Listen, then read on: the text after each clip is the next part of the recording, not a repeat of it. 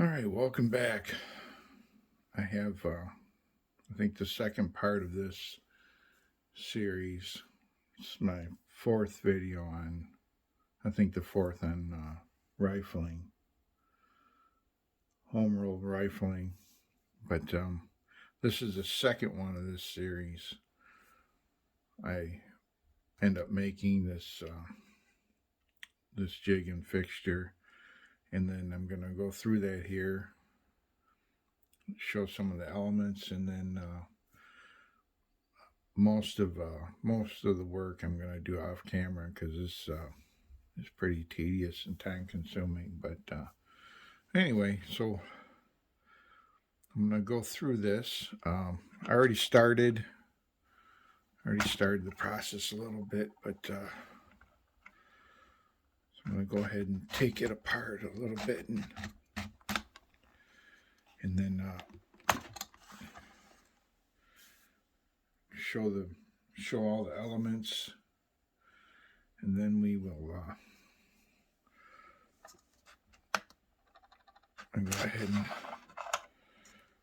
go ahead and rifle this barrel blank I have,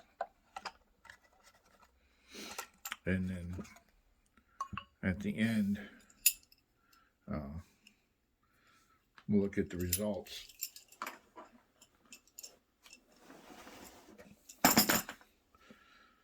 So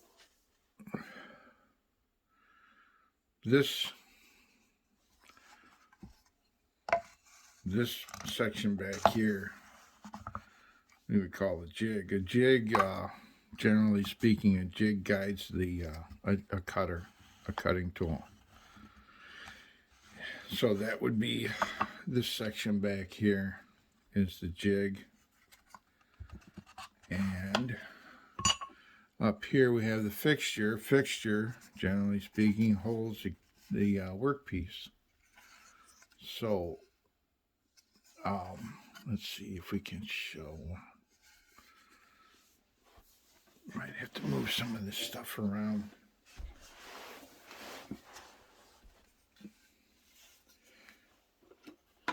Get something to show background here. But not sure if this is really how well this is gonna show up. But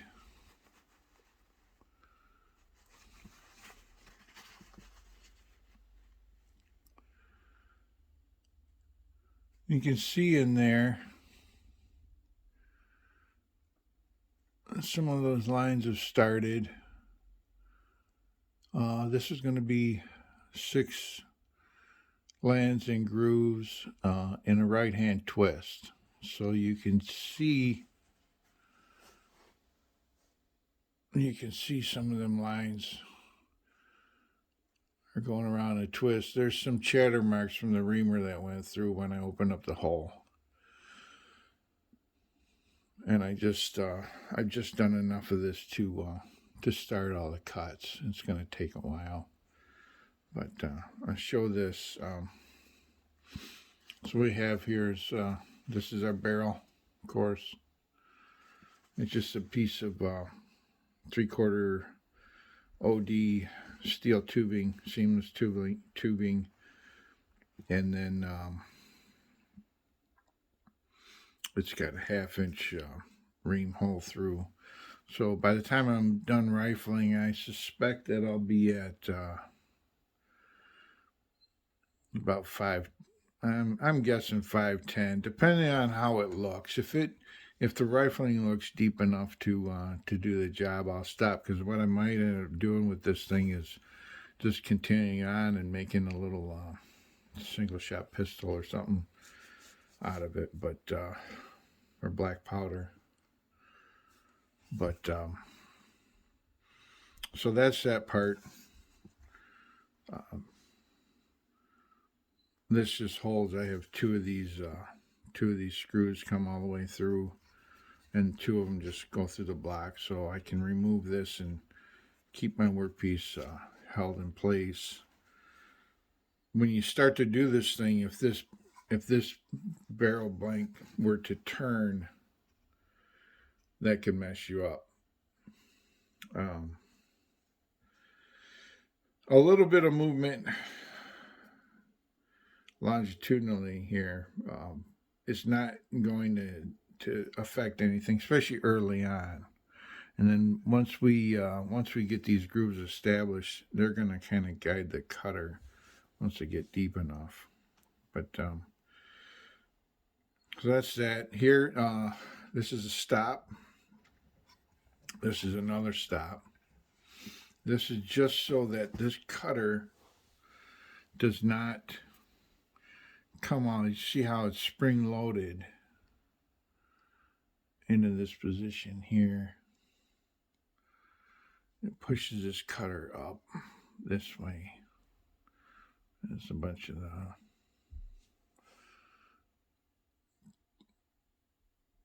the shavings that I've made, but let me get them off of here.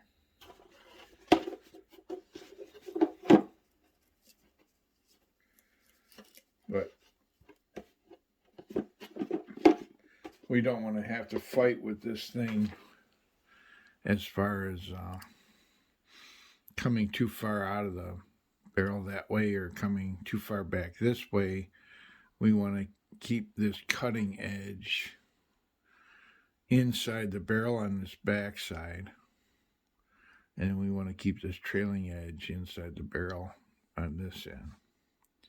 So that's what the stops are about, and you'll see them when I start using it.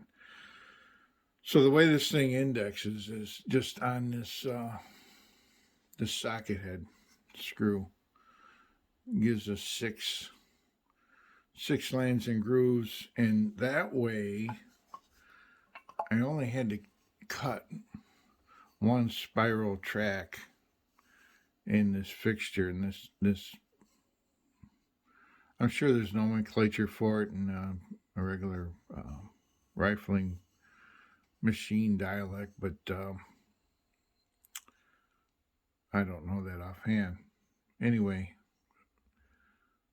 I only had to cut one groove. That way each groove will be mastered off of this slot. And the way that works is this rod follows this rod.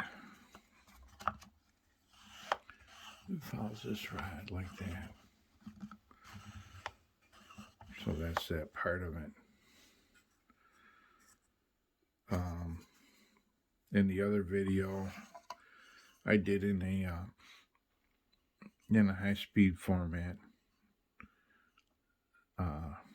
4 times speed, but I kind of showed the process I used to lay out this groove and then to cut it. So that's that. We've got an Allen stock set in the end here. The cutter is one of, I think I've made 3 of these so far. I made the 9mm I used on my prototype pistol. This one's a 50 caliber, and then I have one that's like a 68 caliber for a large bore muzzle loader. That it's a project my friend and I were going to work on. We were going to build some rifles, but life and kids and all that got in the way. So anyway, so the way this, get a tool out here, take this cutter apart a little bit and show it.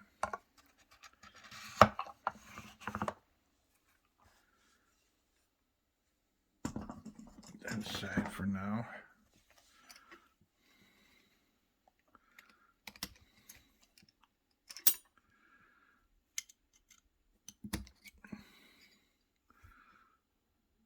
So the way this cutter is made, and I say a right hand twist. This cutter's made for a right hand twist, and if you look close, let me see if I can, you can see that this cutting edge is on this angle here. because as it goes through, this is going to turn this way. So we don't want this cutting edge as it interacts with the barrel. We don't want it to take over and initiate its own twist rate too much. So I make them either as close as I can, 90 degrees to the path, based on the angle. In the other video, you can see that what this really amounts to is if we roll this across the surface, we're going to get the circumference just turns into one side of a triangle, so however long, say so long, one full turn, and then our twist rate would be so many inches. This one happens to be, I was shooting for a 1 turn in 20 inches, so that's what I set it up as. I don't know effectively if that's what I'm going to get based on how this rod ends up going in here, but that wasn't super critical. That was just what I picked that day. You could pick whatever depending on your needs, but so that angle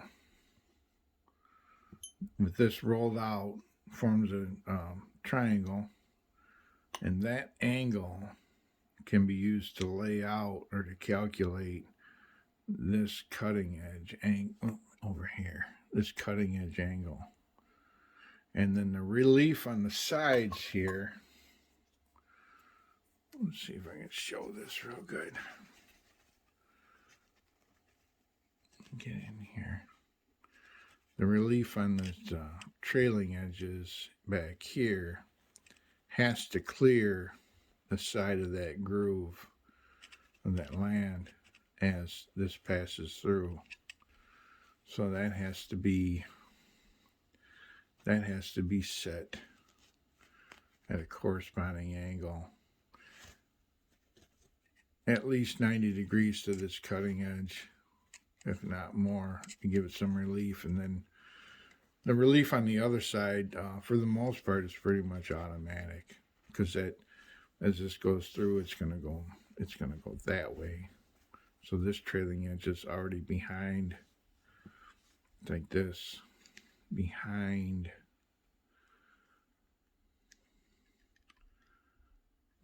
this point here, the cutter.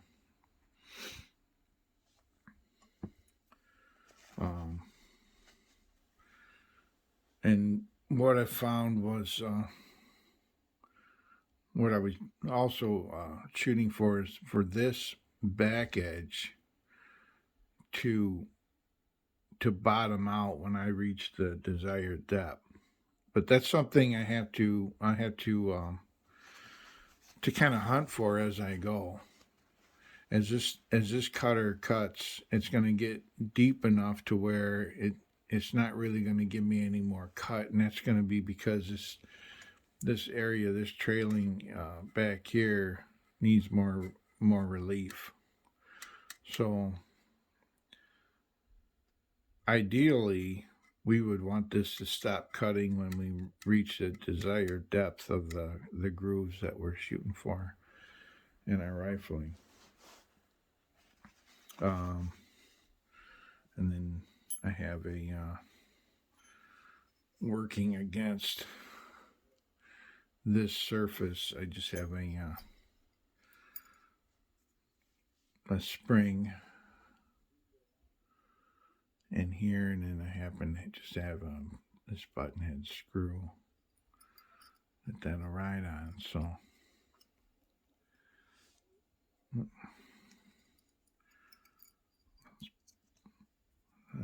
what else to say about it? This one was made out of steel. The main body here. The other ones are made out of brass, just because that's what I had at the time. I think the brass is at least for the larger bores like this is probably the way to go, because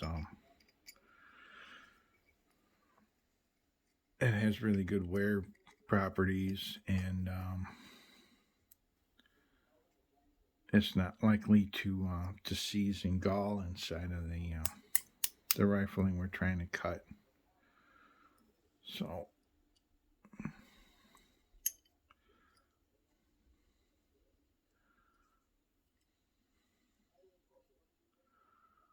let's see.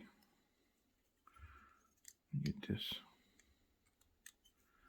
Make sure this is below the. Make sure this is below the surface.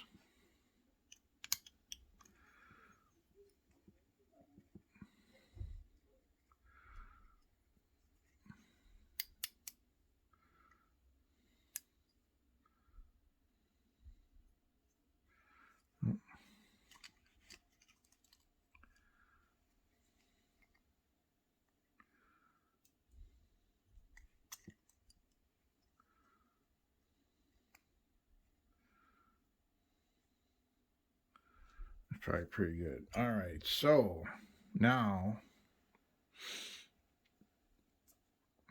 we set this up,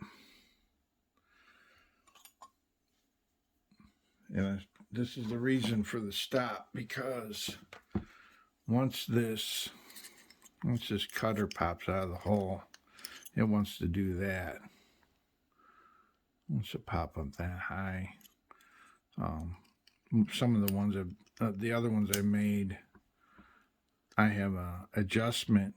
I think I put an adjustment screw in the front, the set screw, so I could adjust it to control this. Let's see, to control this depth here and prevent that. But this one I didn't do that, and what I'm going to do instead is go with just go with this stop. Once it's in there like that, I can put this rod back in.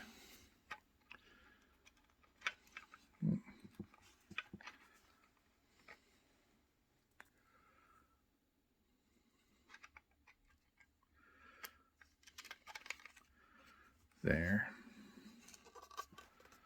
And now that I have my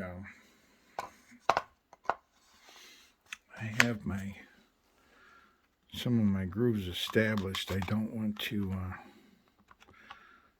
mess them up too much. So what I'm going to do is engage this guide here like that, and turn this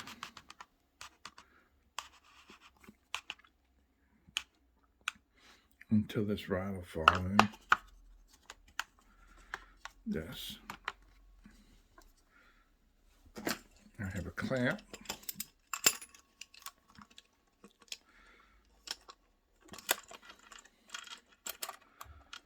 I could have put a strap, a metal strap over top and screwed this down, but anyway, this is gonna work as long as it's not too tight.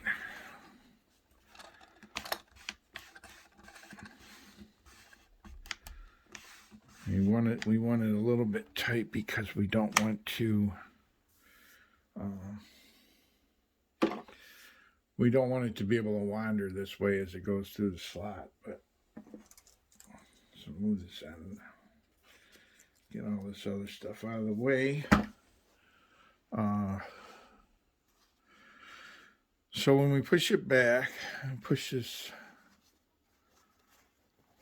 put this here, catch some of our shavings. When I push this back, see how it turns.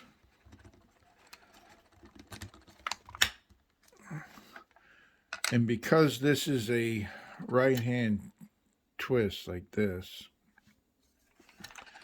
we want to, before we start a new cut, we want to make sure that we have this body of our rifling cutter all the way that way, twisted all the way that way. So it's going to be twisted this way here. Because when this starts to cut, it's going to go that way. And if we have it twisted too far that way, it's just going to want to go straight until the slop and the engagement catches up. So, you know, one of the ways around that is if you've made a dedicated machine for this out of metal, it would just be more precision all around. You can see the cutter right here, and we want to start it to this side, and then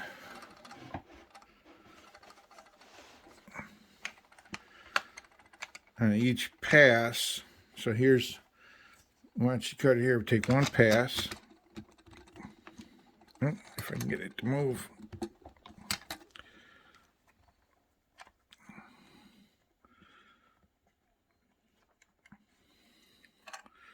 One of the things I gotta mess with.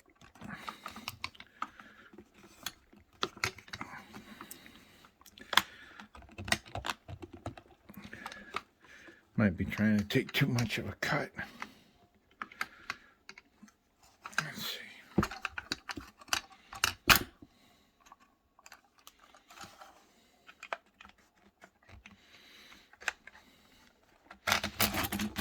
Okay, there we go. So there's a cut. We can come right back, come up against our stop here, take that slop out.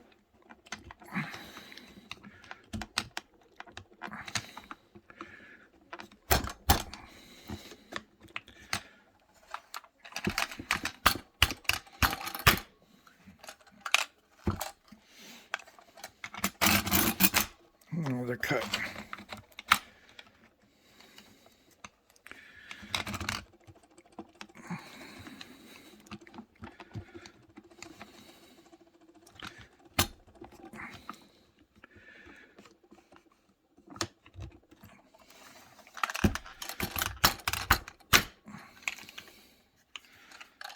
One of the problems here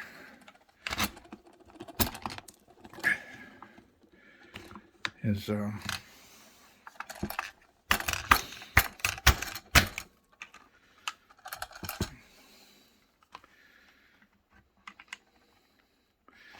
once we kind of take it apart,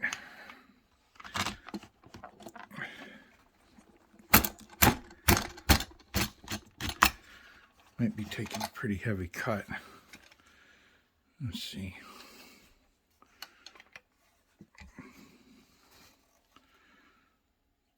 Quite a good amount of chips for just a couple passes. So